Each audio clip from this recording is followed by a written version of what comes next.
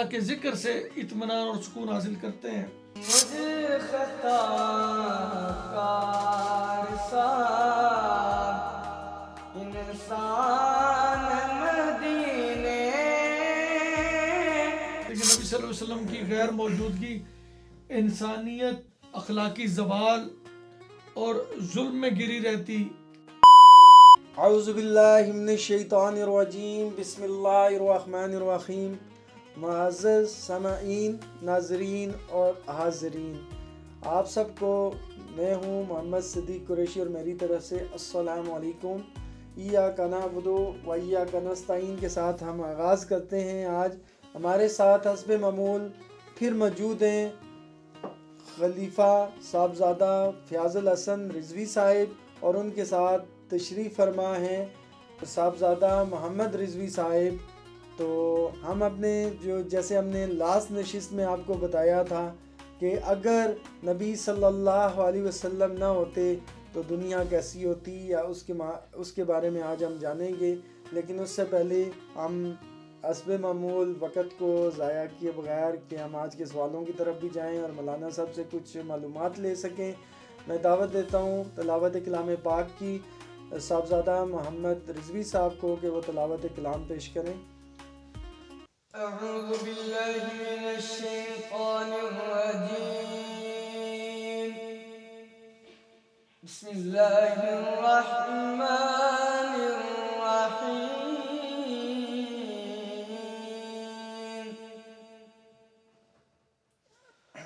قل اعوذ برب الناس ملك الناس إله الناس من شر الوسواس الخناس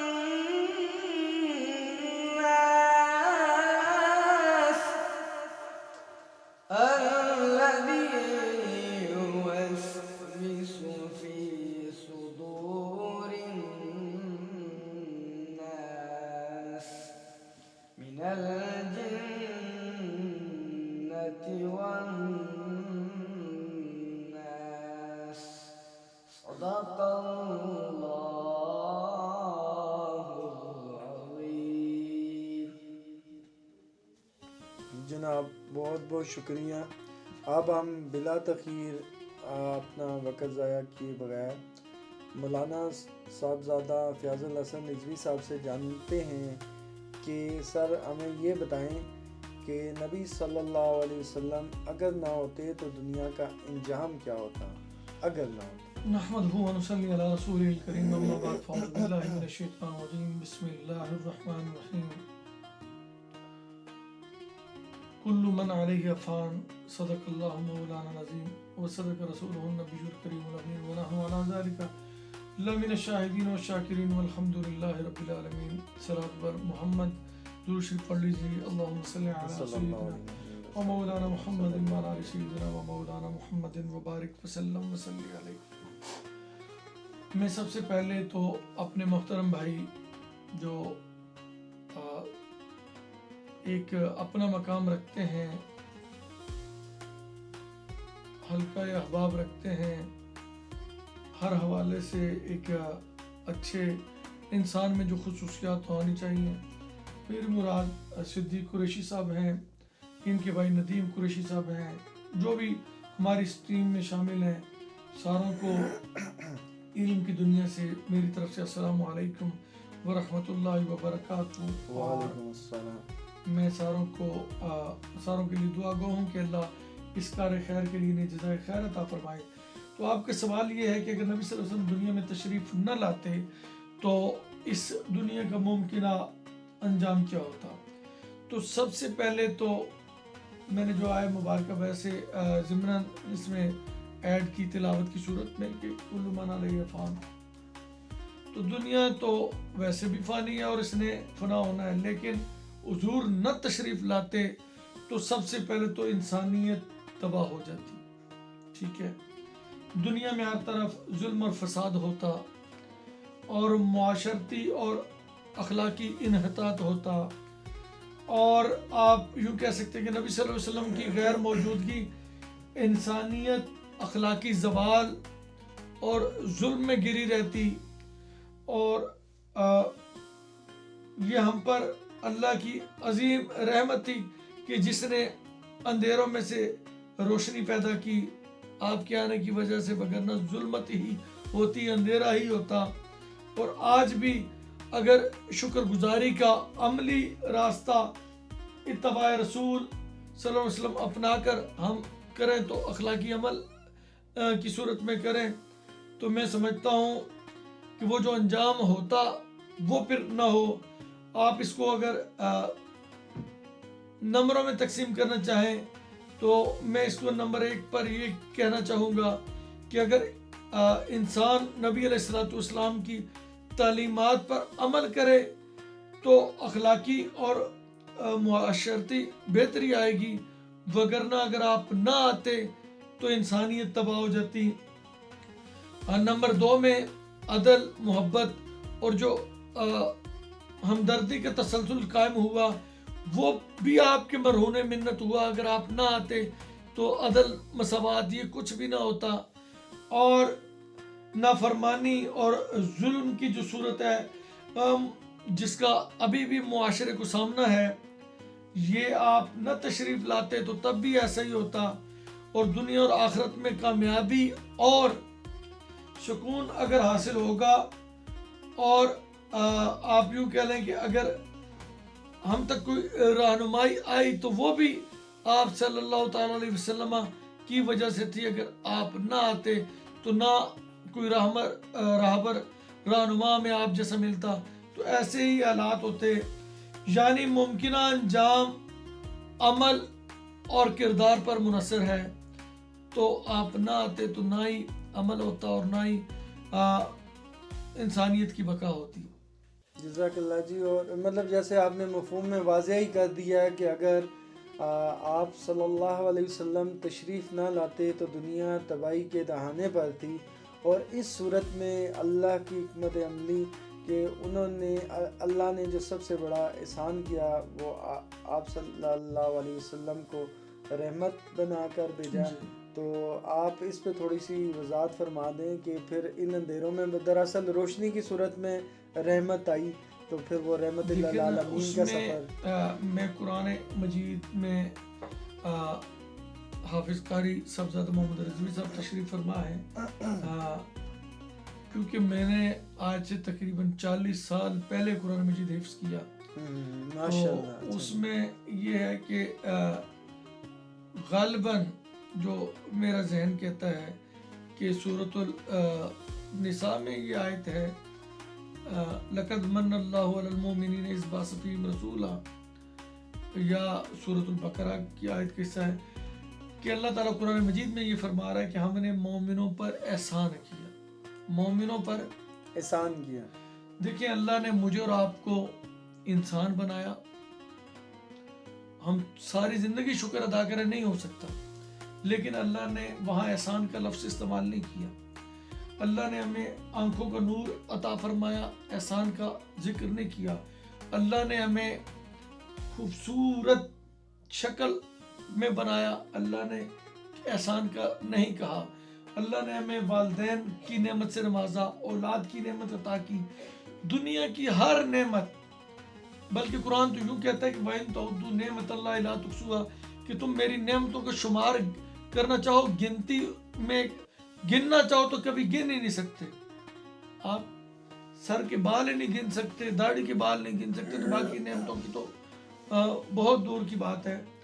تو اب میں اس میں یہ کہوں کہ اللہ کی جو رحمت کی صورت ہم تک پہنچی، سب سے پہلے تو انسانوں کی رہنمائی اور بخشش ہے، اور مشکلات میں جو گرا ہوتا ہے اسے سہارا اور سکون ملا اس رحمت عالم صلی اللہ علیہ وسلم کی صورت میں، اور گناہوں کی معافی ملی اور قلبی سکون ملا، جیسے قرآن میں الا بذکر اللہ تطمئن القلوب، کہ بے شک دل اللہ کے ذکر سے اطمینان اور سکون حاصل کرتے ہیں۔ اسی طریقے سے زمان اور آسمان کی جو جتنی نعمتیں ہیں اس میں موجود، وہ ساری اللہ کی رحمت کی صورت میں ہمیں ملی، آپ صلی اللہ علیہ وسلم کی صورت میں ملی. اور یعنی اللہ کی جو رحمت ہے وہ زندگی کے ہر پہلو میں ہی رحمت ہے، ہدایت اور ہمیں ہدایت بھی اور حفاظت بھی فراہم کرتی ہے. تو رحمت کو آپ اس طرح سے کہہ سکتے ہیں. جزاک اللہ جی. دراصل جیسا کہ واسطہ رسول صلی اللہ علیہ وسلم اس رحمت کا عملی مجموعہ ہے جو اللہ نے حکمت عملی سے مطلب وجود میں آیا. اور اس کے بعد آج اگر ہم آج کے معاشرے میں ہم کیونکہ سوالات کو ساتھ تھوڑا شامل کرتے رہتے ہیں کہ ہم کس طرح سے شکر ادا کر سکتے ہیں جو اللہ نے اتنی بڑی رحمت سے ہمیں واسطہ رسول صلی اللہ علیہ وسلم سے نوازا، تو آج کی دنیا میں بھی ہم اس کا کس طرح سے شکر ادا کر سکتے ہیں؟ دیکھیں جتنی بھی اللہ نے نعمتیں ہمیں عطا فرمائی، ان کا شکر یہ ہے کہ ان کا زبان سے بھی ذکر کیا جائے. قرآن میں ہے نا کہ وَأَمَّا بِنِعْمَتِ رَبِّكَ فَحَدِّثْ، کہ جب تمہیں نعمتیں اللہ کی طرف سے ملے ان کا چرچا کیا کرو. ان کا تو ہماری زبان اللہ کے ذکر سے تر رہنی چاہیے. نبی صلی اللہ علیہ وسلم کی جس طرح آپ نے یہ علم کی دنیا سے سیرت کے عنوان پر یہ پروگرام بنایا، تو یہ ذکر کرنا یہ بھی اللہ کا شکر ہے. ٹھیک ہے، نماز اور مختلف عبادات کی صورت میں بھی یہ بھی اللہ کا شکر گزاری کا ایک ذریعہ ہے. اور نعمتوں کو دوسروں کی بھلائی میں استعمال کرنا، آپ کو اللہ نے مال و دولت دیا، آپ کسی کی مدد کرتے ہیں تو یہ بھی شکر کا ایک ذریعہ ہے. گناہ سے بچنا اور اچھے اعمال کرنا، اچھے اعمال کی دعوت دینا، جس طرح آپ یہاں بیٹھ کر دے رہے ہیں، یہ بھی شکر کا ایک ذریعہ ہے. دل میں اللہ کی رضا جوئی اور شکر کا جذبہ پیدا رکھنا، یعنی شکر صرف لفظوں کی حد تک نہیں ہونا چاہیے، باتوں کی حد تک نہیں ہونا چاہیے، کیمرے کے سامنے نہیں ہونا چاہیے، صرف سوشل میڈیا پر نہیں، بلکہ آپ کی عملی زندگی میں نظر آنا چاہیے کہ محمد سے وفا تو نے تو ہم تیرے ہیں. یہ جہاں چیز ہے کیا لوح و قلم تیرے ہیں، اور عمل سے زندگی بنتی ہے، جنت بھی جہنم بھی. یہ خاکی اپنی فطرت میں نہ نوری ہے نہ ناری.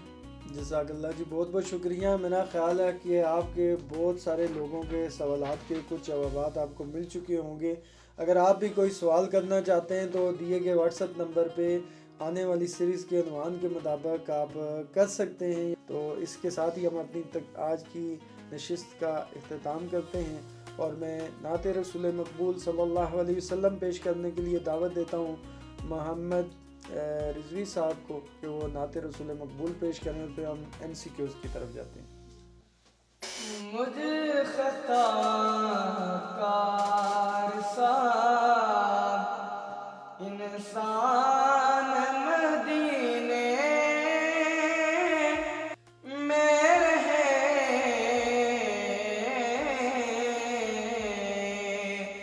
مجھے خطا کار سار انسان مدینے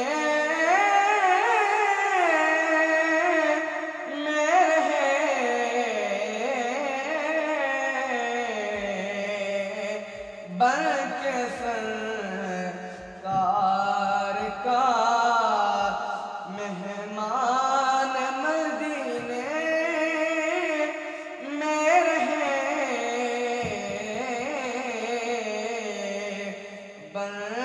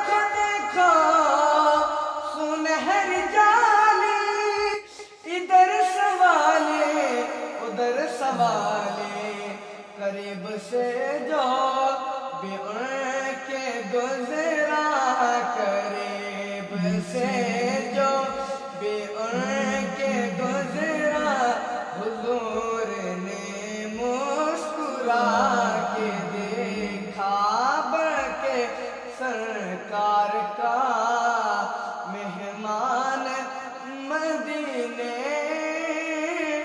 میں رہے مجھ خطا کار سا۔ جزاک اللہ جی، سبحان صدق اللہ، اللہ العظیم۔ اور ابھی ہم آج کے MCQs کی طرف جاتے ہیں، اور تاکہ آپ کو جو جیسے کہ حسب معمول بتایا جاتا ہے کہ فاس مسافر ٹریکر ٹریول اینڈ ٹورزم نے آپ کی حوصلہ افزائی کے لیے کچھ انعامات کا انعقاد کیا ہے، جس کے آپ اقدار ہو سکتے ہیں کہ ان MCQs کے صحیح جوابات دے کے۔ تو آج ہمارا پہلا MCQs میں ہے کہ دنیا کا ممکنہ انجام کیا ہوتا اگر نبی صلی اللہ علیہ وسلم نہ آتے تو، اور دوسرا ہے کہ اللہ کی رحمت کس شکل میں آئی ہے، اور تیسرا ہے کہ شکر کس طرح ادا کریں۔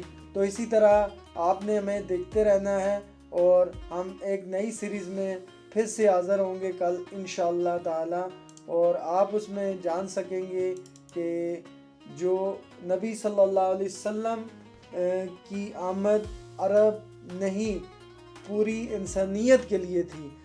نبی صلی اللہ علیہ وسلم کی جو آمد ہے وہ نہ صرف عربوں کے لیے تھی بلکہ پوری انسانیت کے لیے تھی۔ تو آپ نے کوئی بھی ہماری سیریز مس نہیں کرنی ہے، اور آپ کے لیے کوشش نہیں بلکہ یقین کے ساتھ انشاءاللہ ہم عمل کریں گے۔ جب یقین کے ساتھ عمل کریں گے تو اللہ کامیابی بھی ضرور دیں گے۔ کوشش نہیں، یقین ہونا چاہیے کہ ہم یہ عمل کریں گے، کرنا ہی کرنا ہے، اسی میں کامیابی ہے۔ والسلام، محمد صدیق۔